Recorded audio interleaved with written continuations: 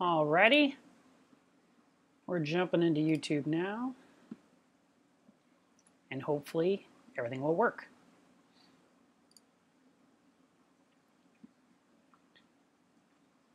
Give me a few seconds here to make sure everything's right. Did you catch the live stream last night?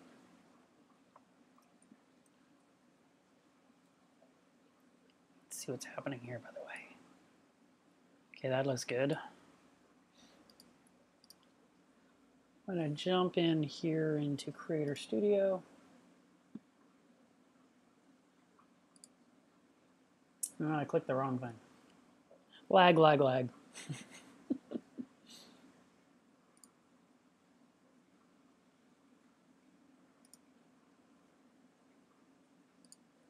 Need to close some things, apparently. In the meantime, this is the perfect time to put this on the screen. We'll make this 60 seconds.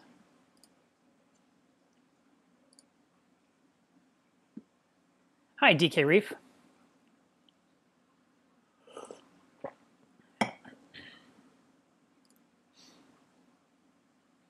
Alrighty, we have a green bar, and we have a couple of you on here.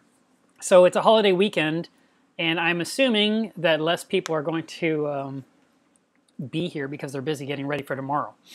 But I just thought this would be a good topic because I tend to think of myself as one of the most patient people on the planet, and I'll get into that in a few minutes here. But okay, so here are some answers. So I asked the question, if you, how what is your patience level? And in the chat, I've got one person that said 6. I've got another person that said 0.5. And, you know, that's kind of the reality of the world. There's some of us that are very patient. There's some of us that are have very little patience and expect results instantaneously, or expect, I don't know, you order something and you want it right then. And that doesn't necessarily mean online. That could even mean, you know, in a store or in a restaurant. Mike the Reefer, I agree with you. I feel that, you know, no matter what day of the year it is, we're going to enjoy our reef tank. My day started off working on the tank again. I mentioned that in last night's live stream that I was going to be working on it today because I felt like there was things that were not done.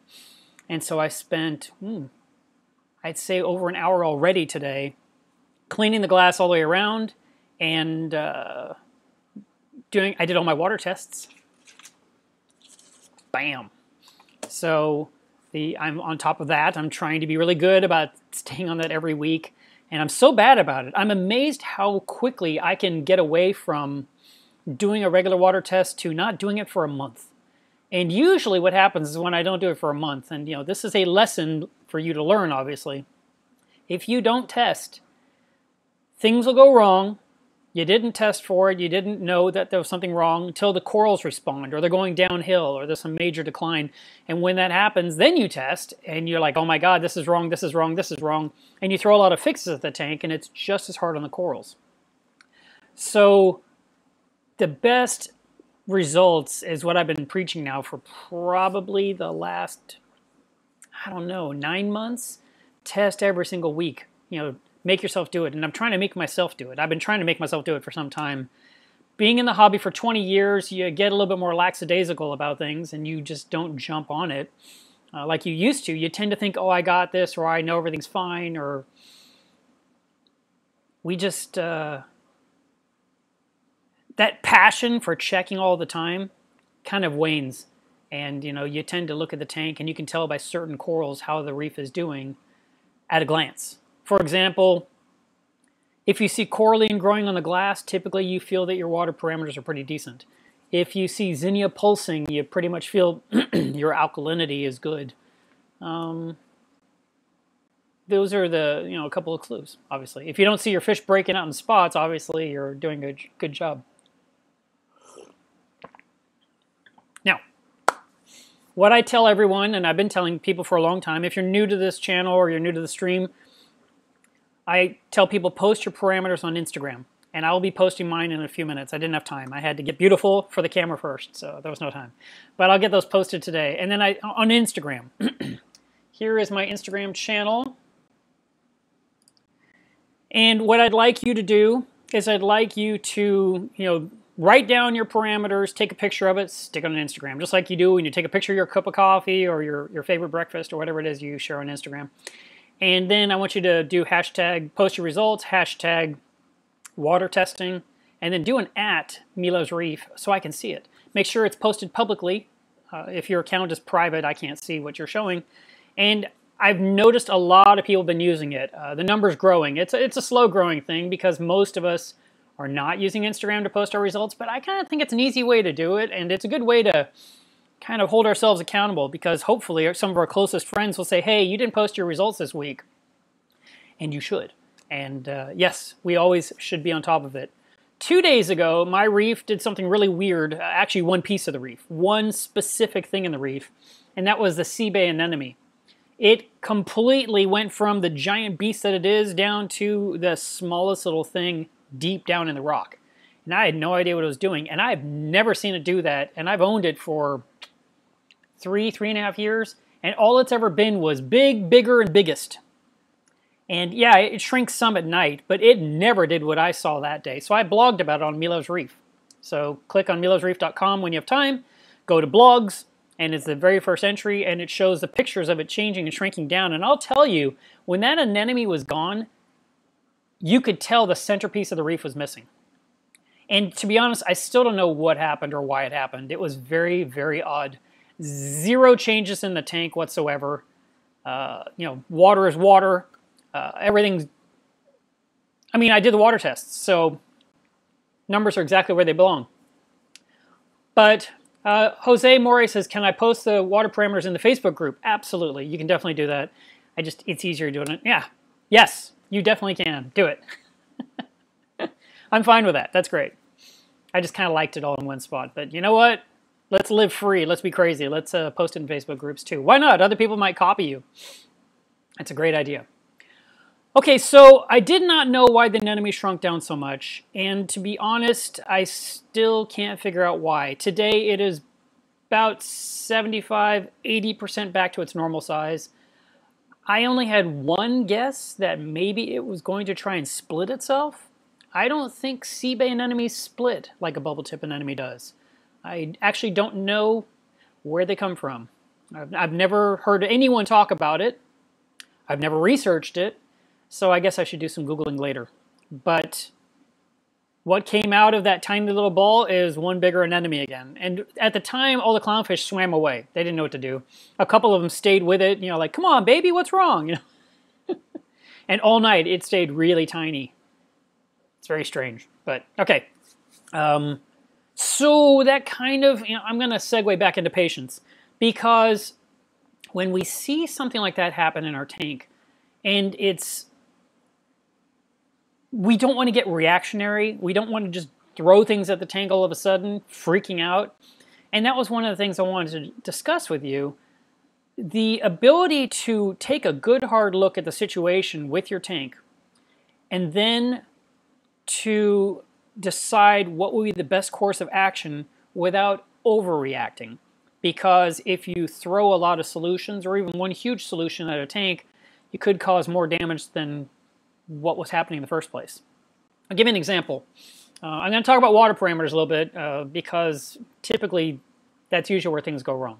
A couple years ago, my tank was measuring, a different story. Longer than that, about 3 years ago, I think it was, possibly 4, I overdosed Prodibio in my tank. And I have an entire video about this going into the details. But the point I'm trying to make is I found out what I'd done wrong. It took me a while to figure out what was going on. Everything that was green in my tank had turned brown. And I thought, that's strange. And I had the strangest skimmate collecting in my collection cup of the skimmer. It looked more like pudding, and it felt like pudding. I mean, it was thick and gelatinous, and I thought, this won't even go down the sink drain. And I started thinking about, oh my God, I'm going to have a plumber out here to clear out the pipes when I'm done. Fortunately, it all broke up and washed away. I got lucky. But that was when I determined, or I guessed and talked with Prodibio about it. And it turns out that if you're running a giant biopellet reactor in conjunction with Prodibio, you could overdose with Prodibio, which is the one thing that, I was told you can't do. And I'm talking about Biodigest and Bioptim. I'm not talking about strontium or iodine or all those. Those are just standard vials. You just do what it says on the vial. But the core elements that you use, I apparently supercharged it with all those biopellets because I had 2,000 milliliters of biopellets in my reactor. Did I say milliliters? Yes. Yes, that's correct. So it was a very tall reactor, and it burned off really fast to where there was very little left in a matter of a couple of weeks, and that's why there was so much with this weird gel stuff in the skimmer. Point is, all the corals that were green turned brown and looked hideous. What do? Oh, do massive water changes, change this, check that. Instead, what I did was I left the tank alone. I removed all the biopellets. I stopped dosing Prodibio, and I told myself it's going to take about 12 weeks for this to heal. And that's exactly what it was. I waited out 12 weeks, and 12 weeks later, the corals looked back to normal. So what I'd like to say is that don't overreact when you see something wrong, and give your corals time to react. It's just like when you go to the, it's not exactly the same, but it's like when you go to the doctor and you're sick and your doctor puts you on medication. Yes, we want to be fixed instantly, but usually the medication takes a little while to kick in, and a week later or so, we're feeling better. And the same principle happens with these corals that we are governing, and it's that the choices we make will affect them long term. And when things get out of whack, they need some time to heal. There was a guy who posted, where was it? I think it was Reef to Reef. And he posted, he had gotten a new SPS coral, stuck it in his little tank. And when I say little, it was a 13-gallon tank, so it was little. And one branch of it turned white, and he described this. He didn't even show us a picture of it. He just ripped it out and threw it away. And my point to him was, number one, because he'd already been posting some pictures, I said, post pictures of what you're worried about and let us see it. Let us, basically the hive mind, look at what's going on and give you our feedback before you make a reaction, before you choose to step in. Because yes, it's a 13-gallon tank, so water parameters can go wonky if something is decaying, but a single branch of an SPS coral is not going to knock out your tank. It's just not. And I would have left that coral alone in the tank and waited until whatever was going on to stop, and hopefully a few polyps would survive so I could grow from that point forward. And if the person just rips it out, they'll never know. They just, it's kind of reactionary. It's a little overcautious for me. And I'd like to encourage more patience to give us some time to respond to you. Give us some time to see what's going on. Let us ask you some questions. And then think about what we talked about rather than just jumping into it and saying, I'm just going to change this right now. Vernon, welcome to the live stream. Okay. There was another one I want to talk about. Oh, another one about patience. So when I was not testing my water frequently enough, when I was in the bad habit zone, I allowed, and this is the weird stuff that makes it hard for you guys to relate to me. Because you have been told, or you have been taught, or you have read that you have to have certain parameters. And yet, I will have some absolutely unbelievable parameter happen in my tank, and yet my reef doesn't die. And yet, you're basically told, if this happens, all hell's going to break loose. And in my tank, 2 years in a row, pretty much about 12 months apart, the alkalinity of my tank rose to 22 DKH. 22. Our goal is to be somewhere between 8 and 11, and I was like way over here in the 22 zone. Matter of fact, I didn't believe it when I tested. I tested the water, I was like, what? Retested, still didn't believe it, but the measurement was about the same. It was like 21 and a half. And I looked at the livestock, and with such high alkalinity, I expected all the LPS corals to be tight, crunched shut, like looking like broccoli. Or I'm sorry, looking like cauliflower, just a solid, dense mass. And instead, they were fluffy and normal. The anemones were all out and fluffy. The LPS, like acans and so forth, fluffy. SPS corals, polyps extended. I mean, everything was fine, visually. And yet my alkalinity was more than double what it should be. Really, seriously, more than double.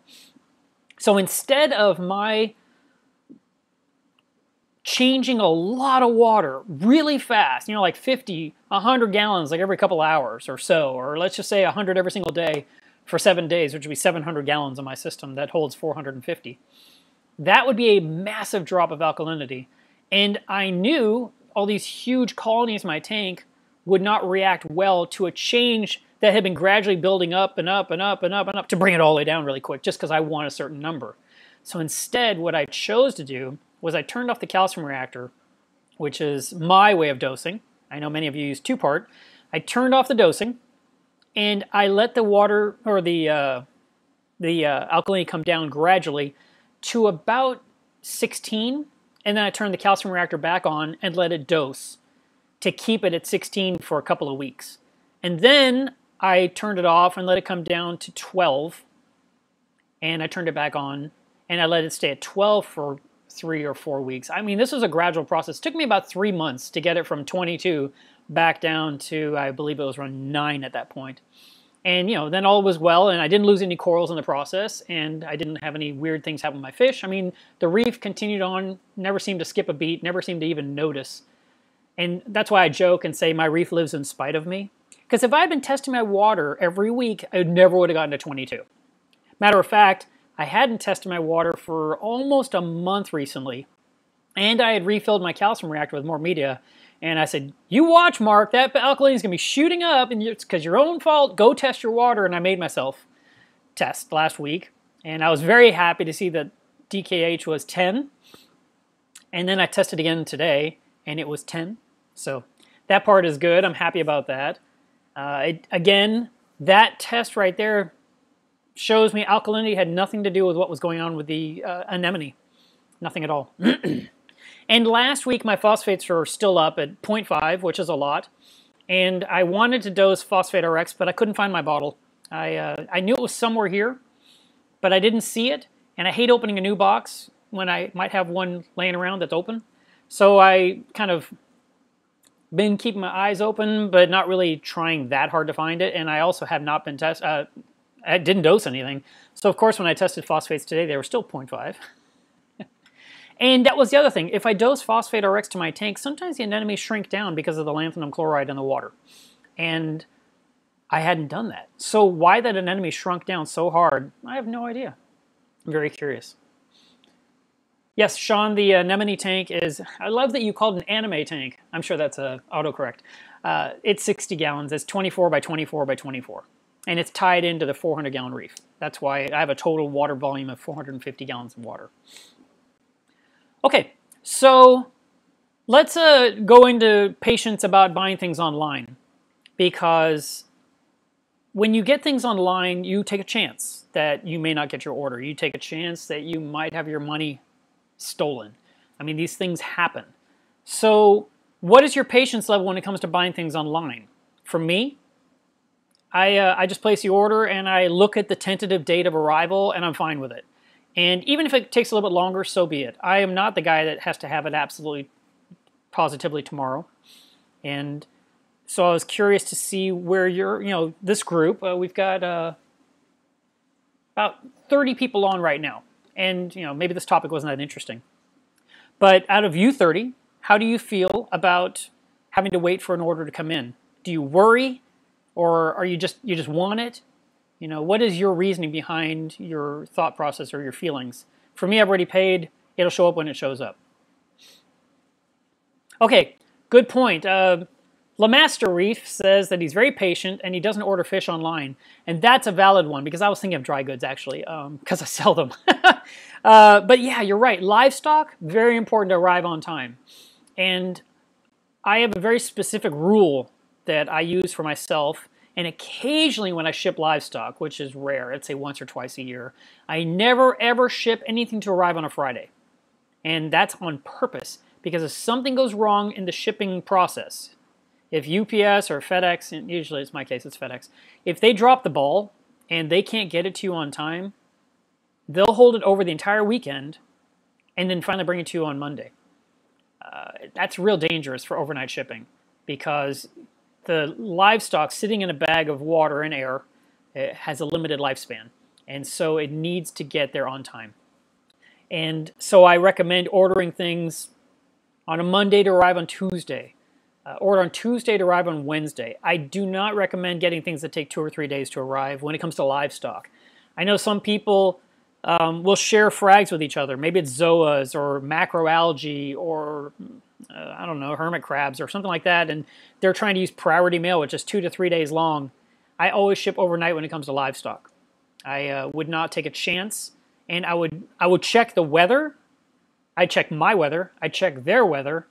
And I would discuss, is it even a good time of year to ship? You know, should we wait until it's spring or fall when the weather is more level, more evened out? Because if you ship it from your nice 78-degree water and it's 20 degrees outside, and then it goes on a truck and it's sitting in a warehouse that's freezing because they don't heat the warehouse just to keep your stuff nice and toasty. And then it goes on another truck and it finally comes to your house and your house is like 90 degrees because of where you live. Maybe you're in Florida or somewhere. That's a lot of changes of temperature, and that's really hard on the livestock, and you would have to pack it extra well. So the seller has to do that. Let's see.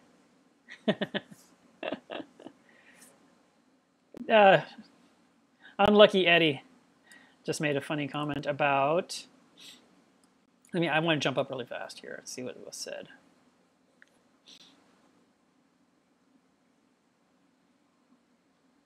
Reef Dudes is saying that he prefers to buy things locally and support the local economy. It totally makes sense. I like that too. I'm the same way. And then Vernon says that he depends on what is being ordered when it comes to patients. If it's dry goods, he doesn't worry about it. It gets here when it gets here. And if it's corals, he tends to worry about their health, which is what I was discussing. LeMaster Reef is saying that he tends to order his dry goods in advance so that way they'll be here when they need them. And that's something else I want to get into here in a moment. And then Unlucky Eddie had said, what did he say that made me laugh? I lost it! Oh, unless I know it's coming from China, then I worry. So if you just recently bought that laser, I'm going to tell you not to worry. Matter of fact, I went ahead and went to that eBay ad and sent that seller a message and said, hey, heads up, I did a video about that laser and I wanted you to know in case you're getting a lot of reactions so that way you'll know why. And they said, yeah, we noticed. And they liked the video. And I told them, just repopulate that ad so that there's always some available. That was my guess. I don't know. Because it says, there's 3 left, 4 left, 7 left. I think they can repopulate and say they have more. And that way, if you guys want to buy one, you can. In the meantime, I had another laser company actually contact me through Facebook. And they said that they would like to send me an even more powerful laser. It's still 5 watts, but it has larger batteries, lasts longer. Looks like it's built bigger. It actually looks more like a lightsaber handle. And they're supposed to be sending that my way soon. So if that one works just as good as the first one, I'll definitely let you guys know. And that way you've got a second source that you can buy it from. My nose is itching today. But I understand the concern of ordering something from overseas. And I tend to feel that same way you do. I prefer to buy that on a credit card. So that way I have the ability to do a chargeback if I'm getting ripped off. I can report it to the credit card company. Let's see. Anthony McKay says if you order off GHL, you have to have the patience of a saint. What happened? What did you order? How long have you been waiting? I do know certain products coming to market can take forever. We can take the Vertex Cerebra controller. They did this pre-order thing, and I don't know, let's just say 500 people purchased it before it even existed. And we're told you get to try it first and be beta testers and all this stuff. And that has not gone smoothly at all. And those people took a chance because they didn't just go buy something that exists. They kind of put their money into a company or into an item from a company that was in production. I just was reading a thread yesterday on Reef to Reef. Reef to Reef is a forum where a lot of people talk about saltwater stuff. So if you're not on there, you can find me there. And you can definitely find a lot of help there. So it's a great place to be. There was a thread about the Trident. Yes, that's correct. The new Apex gizmo that came out of Macna last year that was announced last year, and it's in production now. It's being built, it's being tested. Basically, the bottom line is the Trident was supposed to be tested the first 3 months of this year. And what the Trident is a machine that hooks up to the Apex controller, and it allows you to, or it will measure alkalinity, calcium, and magnesium, put the results into your Apex where you can just read off your numbers for the day, and you could have your Apex even use it to dose or not dose any of those 3 elements to maintain real stable water. It's a very exciting product, and a lot of people want it. Now, there's other products on the market already that measure and dose alkalinity. This one does all 3, and it's still not out yet. And so I was reading this thread where one person felt lied to. He's obviously very impatient now. He's waited. He doesn't like it. If he's on this chat right now, I'm not attacking him. I'm saying that's how I read it. He seems impatient about it, and it'll be here when it's here. He feels like he has been misled, that he was told it's going to be out at a certain time. It's not out yet. If he had known it was going to take longer, he would have bought something else. Okay. That's your choice with anything. Any car on the market, any food, whatever you're going to buy, you get what you want when you want it. If you want to wait for something, you're going to have to wait until it comes out. And for me, I think that's a great machine. I hope it works exactly as it's predicted. And we're going to have to see what happens. As far as I know, they're 3 months behind schedule. So, in theory, the next quarter of 2018 is when the people get to test it. And then if all goes well and there's no hiccups and it's solid, it's released to the public. I really do hope that it is a solid product and not something rushed to market, because you're putting your hands, or you're putting your tank in the hands of a controller which theoretically has the ability to dose or to under or overdose accidentally. Something could happen. So for me, I don't know what I would do. I don't use 2-part dosing. So if anything, it's really going to measure my alkaline and my calcium automatically, and I can just make sure it's still the same number, which is awesome. I can just look at my screen and bam. Magnesium, I have to mix a gallon at a time, and I usually just do that and stick it under the tank and let the dosing pump drip that in every day until it's empty. And then I forget about it for 2 or 3 weeks, and then I refill the jug. And today's magnesium, by the way, was 1350. So no big deal right there. Yes, Reef Dudes, we might be talking about the same thread. Or you might have saw it on Facebook, because apparently there was an official post that went out. So anyway, it's exciting to see that it is coming to market when it's finally here. It's going to be great. I hope it's still the same price they predicted.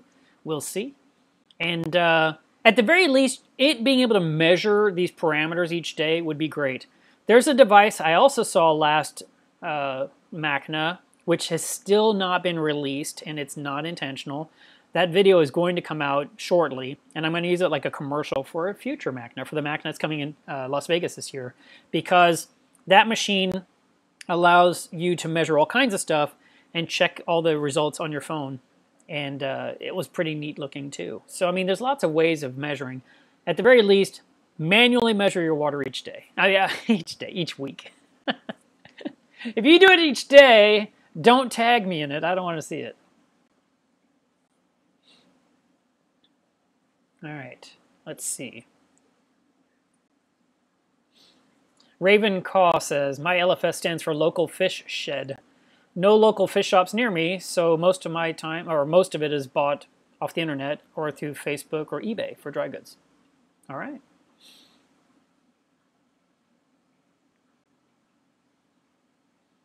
Let's see.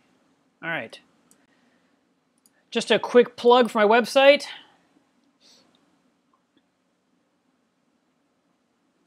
Actually, I'd have to put it on there, wouldn't I?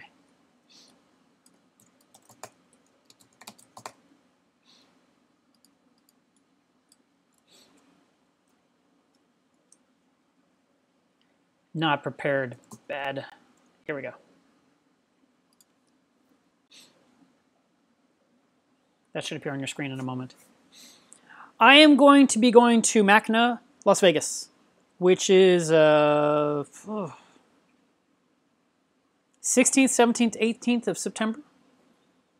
And I just saw a post that said that the hotel rate was $49 a night before Macna and after Macna. So you could actually go there for a vacation and have a pretty affordable hotel room.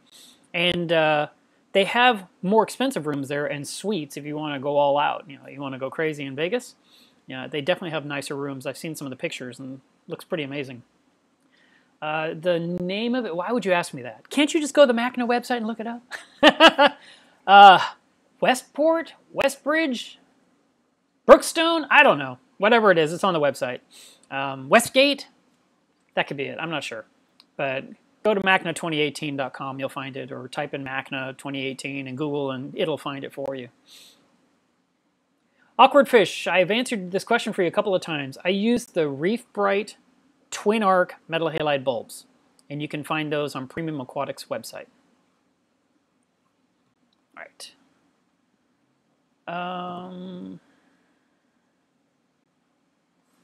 What else?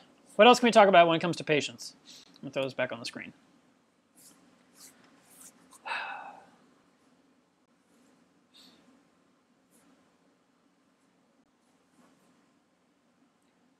Okay. Let's kind of go. I feel like I left something out I was going to mention and forgot about it. If you guys remember, feel free to remind me here in the chat. When it comes to planting corals in your tank, you're going to definitely need patience to watch them grow. And it can be very frustrating. There's a guy I know who is on Facebook, and he's also on Reef to Reef, and his name is Andre. And he set up a tank. His tank got destroyed because of hurricanes, and then it sort of survived, if I remember correctly, and then I think it leaked or burst or something like that. But anyway, he had to start over from scratch. And his tank, I think I read last night that it was 9 weeks old. And it was looking great. And one of the people's comments was, I have had my tank going for 4 or 5 years, and I'm just happy the stuff is alive. And here Andre's tank was really rocking and full of color and beautiful. And he loves his SPS. He loves getting the water tweaked to the ultimate parameters so you can get the most vivid colored corals in your tank. Anyway, Andre's tank is doing great, and it hasn't been running that long. So is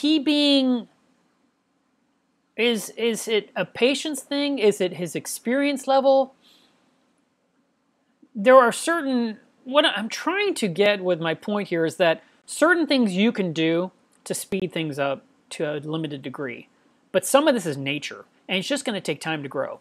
And if you set up a brand new tank and use dry sand and dry rock and salt water, and then add something to add bacteria to the system, Fritz Zyme or Turbo Start or Dr. Tim's or any of those, that's to get the cycle going. And you might be able to shave a few weeks off the cycle, or you might want to let it just kind of sit there and ferment slowly. That's your choice.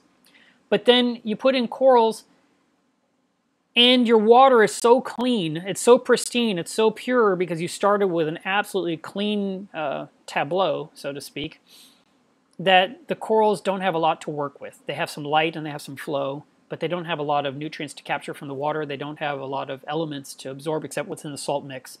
And so I noticed this started about 3 years ago, and I think I mentioned this last week, that some people are adding nitrate or they're adding phosphate to their water because their water is so pure, it's 0,0, that stuff just seems to stagnate. It's not growing, it's just sitting there. And we definitely want to see continued growth. I've put some frags in my tank that are turning into little tiny mini colonies, and I just have to be patient. And when I see them get near each other, my choice is, do I intervene or do I let them fight it out? And I typically let them fight it out because I hate to mess with them. They're doing fine. You touch them, you break off a piece, you can never quite get it back the way it was. But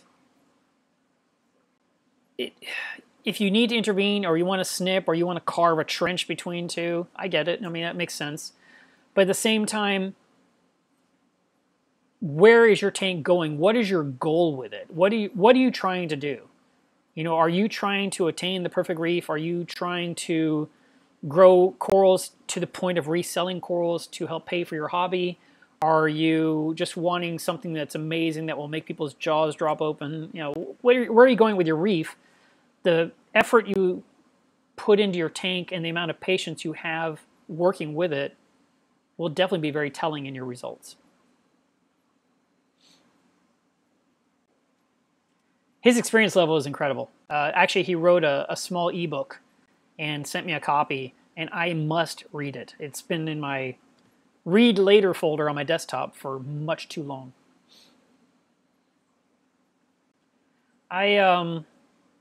Johnny, my favorite coral is probably, well, I don't have it right now. My favorite coral is a tubastria. I love the sun corals. They're gorgeous. And I haven't had one now for about 2 years. But in my tank right now, I have a few that I really am attached to. I have one that my copper band is just destroying, and it's really aggravating me. And I'm not really sure what I can do about it. The fish swims everywhere. It's not like I can move the coral to a different spot and the fish won't chew on it.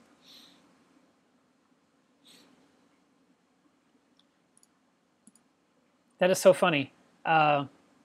Reef Dudes wrote, "You should try a fathead dendro," and it was marked as a potential spam message. I guess because it was Google is thinking I'm being called a fathead. I love dendrophilia. I think they're beautiful. They are just super duper tubastrias. You know, they're much larger. Dendrophilia is a beautiful coral. I've had those in the past. What is the deal with getting those? Are they hard to get? I mean, are they? Do any of you know if they are illegal to import?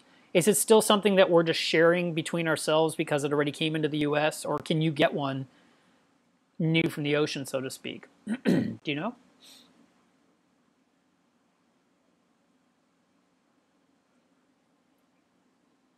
All right.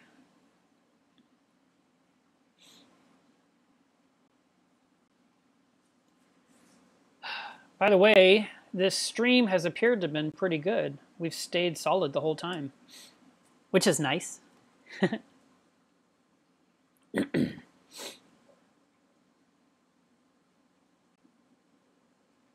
Pickle Boy, you said you tried the Mandarin Diner and all your food came out. What kind of food was it?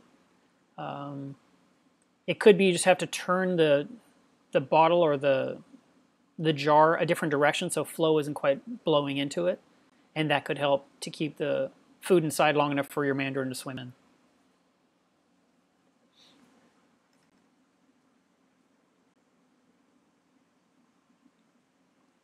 All right. I'm going to wrap this up. I have a lot of things I need to accomplish today. I do hope that you guys have a wonderful weekend. And if you didn't see last night's live stream, it was a real quick one where I showed how I switched out the Radeon light over my anemone cube. And also earlier this week, I shared a video about a laser, which hopefully you've seen by now. And next week, I'm going to release Dwayne's reef, which I think you guys are going to love. And it's beautiful, and it's a great interview. So that is coming up as an upcoming video. Later this month, I've got a couple of trips I have to go on, and I will be gone on the Saturdays because of it. At least one of them I'm gone for sure. The other one lands on a Sunday, so technically I can do the stream on Saturday. But I will be clicking on the community tab on my YouTube page. And of course, I'll post this elsewhere. But that way I can tell you if there's not going to be a stream. I'll give you guys a heads up and say, no stream this Saturday, out of town. But other than that, do your water test today. Do a water change today if that's your thing. And post your results so I can see how they're doing. And after that, you know, we'll catch up later. Bye, guys.